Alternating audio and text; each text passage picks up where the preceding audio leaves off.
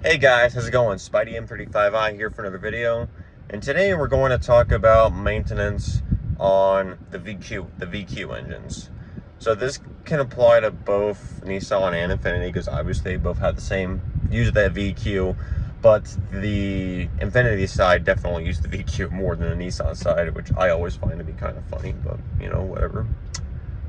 So I wanted to make this video because I saw Speed Culture Studios make his video on maintenance on the Q50, and there's a lot of great points that he made during that video, but there's also some of my own stuff that I would like to add on to that.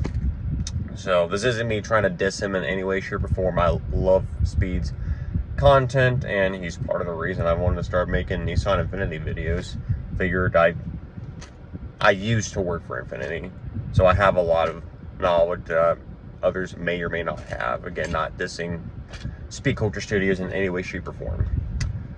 So I no longer work for Infiniti. My last day was on last Friday, and I'm going to a different non-Nissan shop, and I'm not gonna say anything about it during the first week just because I'm trying to see how it's gonna go first.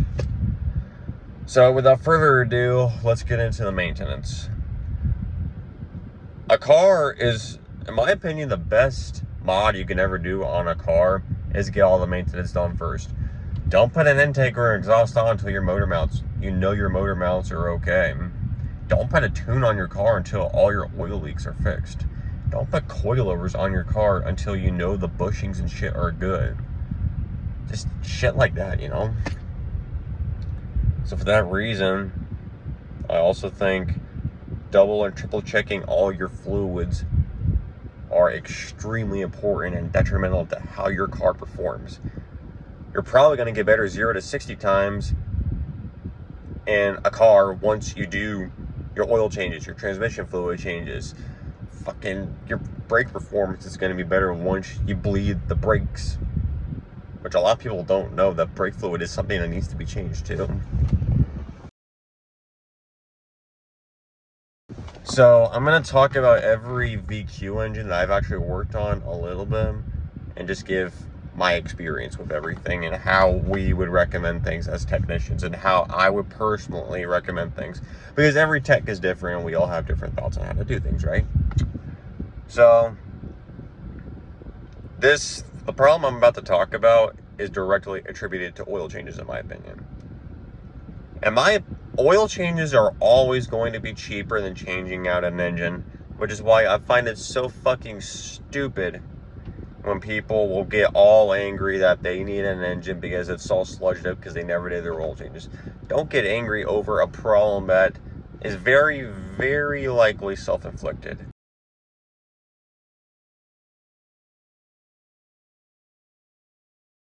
Obviously, maybe you took care of it, but the previous owner didn't. And then it's actually not your fault, but you just got the short end of the stick.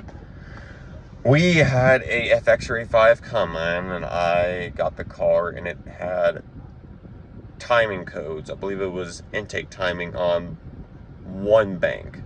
So I had already replaced the camshaft sensors beforehand, and I noticed that the harness on one of them, the wiring at the connector, was actually completely dismantled. A rat or something had gotten into it. So I fixed it, and that was how the code popped up. So I knew the cam sensors were good. They're known good sensors, and I knew my wiring job was good. So to me, the only other thing it could be is the timing solenoids or the timing sprockets. And I say that because the car was at around 180-ish thousand miles, and we knew the car hadn't really been taken care of beforehand. The dude bought it from a used car dealership. So we said, hey, we know you're doing your oil changes now, but it's very possible that the previous owner didn't take care of the car, and old oil that doesn't have the lubrication properties that it did before probably screwed up the solenoids to where they won't advance and retard correctly. And the same thing could be said for the timing solenoids that are near the front of the timing cover. So I replaced them. Lo and behold, the car was totally fine. No check engine light. It pulled harder than ever. It was phenomenal, you know. Trying to think. VQ35HR, I've also seen them have those intake timing problems a little bit to where the sprockets need to be replaced. Same exact thing. Do your fucking oil changes. It's not that difficult. VQ37, I've never really seen them have that problem. I've seen a set of intake timing sprockets replaced before, but we usually have very, very few problems with the VQ37. The most common problem I've seen on the 37s, if I remember correctly, was the water pump and then the gallery gaskets. The HR and the VHR, they both had gallery gasket problems.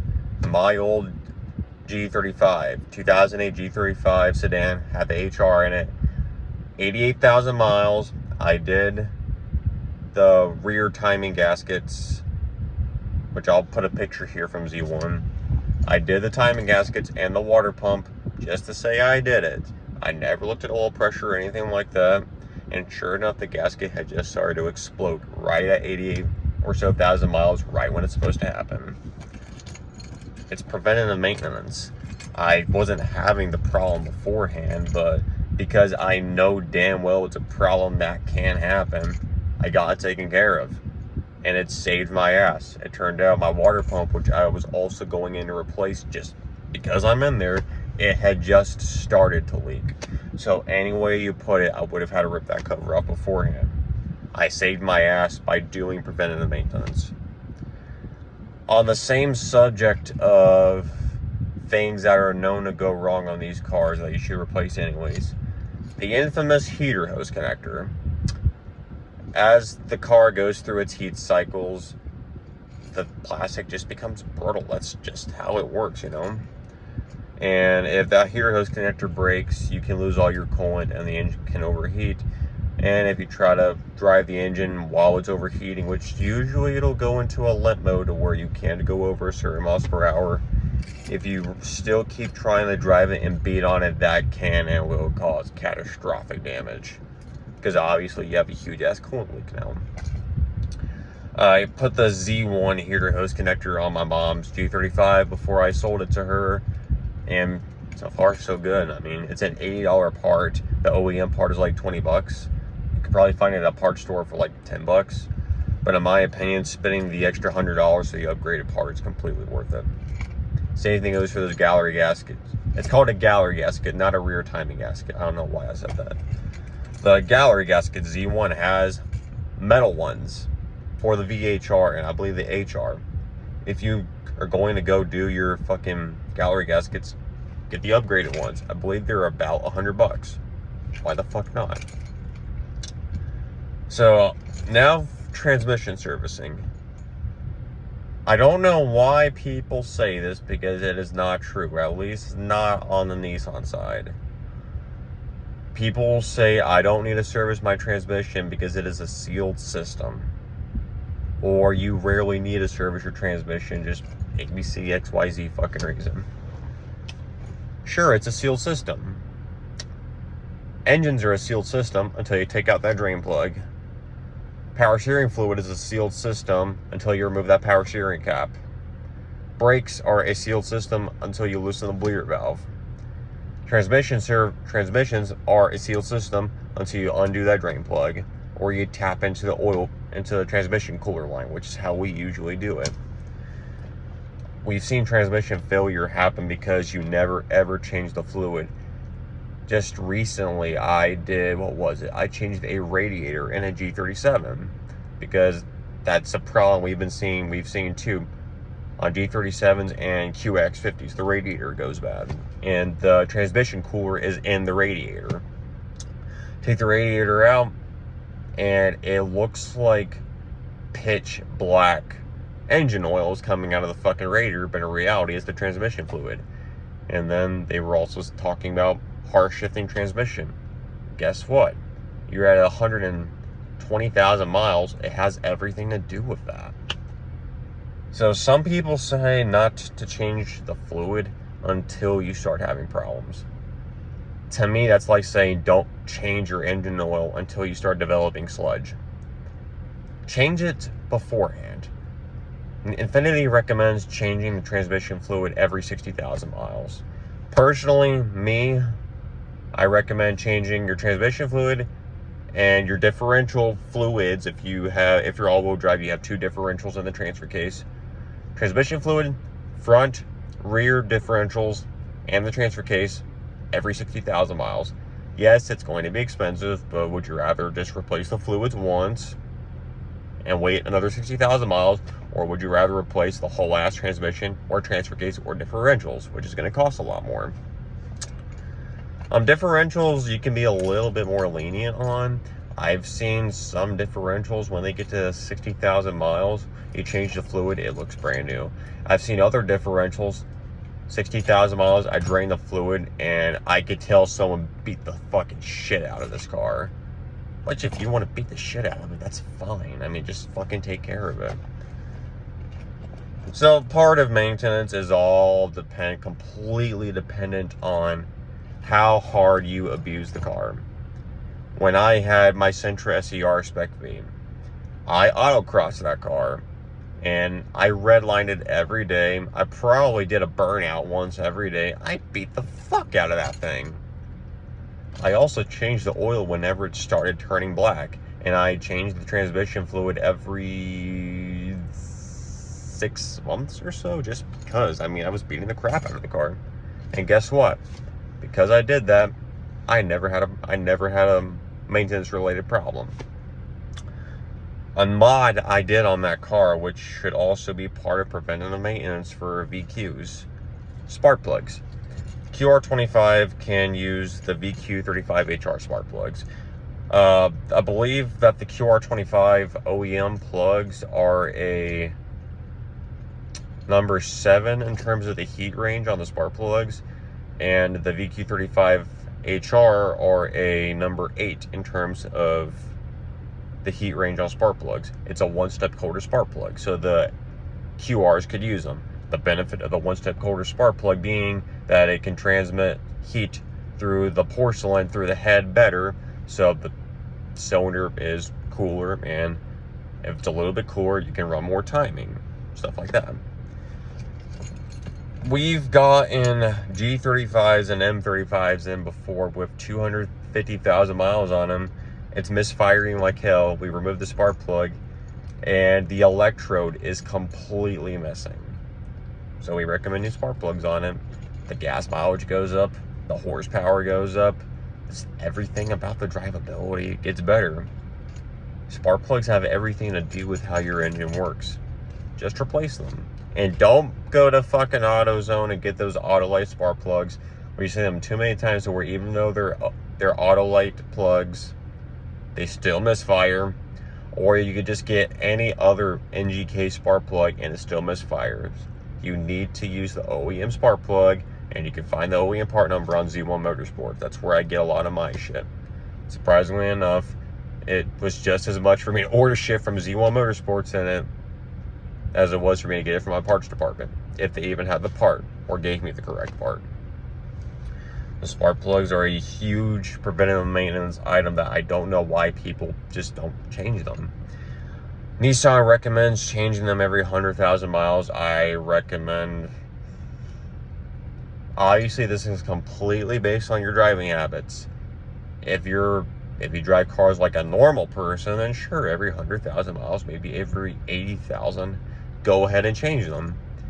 Now, if you beat the living shit out of cars like us car guys do, I'd actually recommend changing them maybe every 50 or 60,000 miles.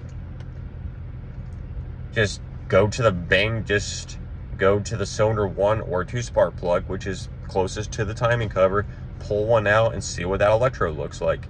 Get a spark plug gapping gap measure from Advanced Auto Parts, take it to the plug and see how it looks. It's something that's absolutely free to do and has everything to do with how your engine works. So that's just something I wanted to put out there. Brake fluid and power steering fluid. Brake fluid is hygroscopic, meaning that it has a tendency to attract water, which is obviously very bad. You don't want water in your brake system. Just like you don't really want water in any other part of your car other than maybe the coolant reservoir. But distilled water, not mineral water, distilled water. Anywho, aside from the stupid ass joke, you do want to change the brake fluid. We typically try to change the brake fluid and the power steering fluid at once because Nissan recommends to replace it every 40,000 miles or every 2 years. The brake fluid is definitely a lot more detrimental. The reason being, the dirtier brake fluid gets, the higher the possibility of dirt debris getting stuck in your ABS actuator. And if it gets stuck in the ABS actuator, that can make the actuator not want to work correctly. And in my opinion, changing your brake fluid out is cheaper than changing out your ABS actuator. And it's also a lot less messy. Power steering fluid. You can also get debris in your power steering fluid, and if enough debris gets in your power steering fluid, it can and will mess up your power steering pump. It can also, fresh power steering fluid can also help clean out any of the shit that got caught in your power steering cooler. I had a car that, I removed a cooler on it, and just for shits and giggles, I put some air, I had a little air gun, a little pss pss thing. I put it through the cooler, and all of this metal shit came out. Well, just not metal shit, just this debris in general came out. And that's stuff that can go through your pump, and you don't want that. If you don't want that stuff going through your pump, change your fluid out. You'll probably see a lot of these things recommended on your multi-point inspection if you go to a dealership. Yes, some dealerships suck. Not all of us suck, but some of us suck. The dealership I left was actually a good dealership in terms of the service department. I left for different reasons, not because they wouldn't let me do things the right way at my job. Or just get a few multi-point inspections done at different dealerships. Multi-point inspections are free, or they are supposed to be free. Though sometimes when I've spent 45 minutes on your fucking multi-point inspection because you don't do your goddamn maintenance, I wish you did pay for multi-point inspections. So that's really about it. I have always said, I did say, and I will continue to say, maintenance is the best mod you can do, and has everything to do with how your car performs. Whether it's a fluid, whether it's a tire, whether it's a brake pad, whether it's a bushing. Maintenance has everything to do with how it performs. And I'll do another video on the VR30 because I was trying to be careful about what I said beforehand about anything Nissan Infiniti related since when I worked for them. But now, since I no longer work for them, I'm not going to shit talk them, but I will be a little bit more open about the failures that actually happened. So thank you so much for watching. I appreciate it. If you have a question about anything, drop a comment, message me on Instagram. I'll answer. Until then, I will see you in the next one. Peace.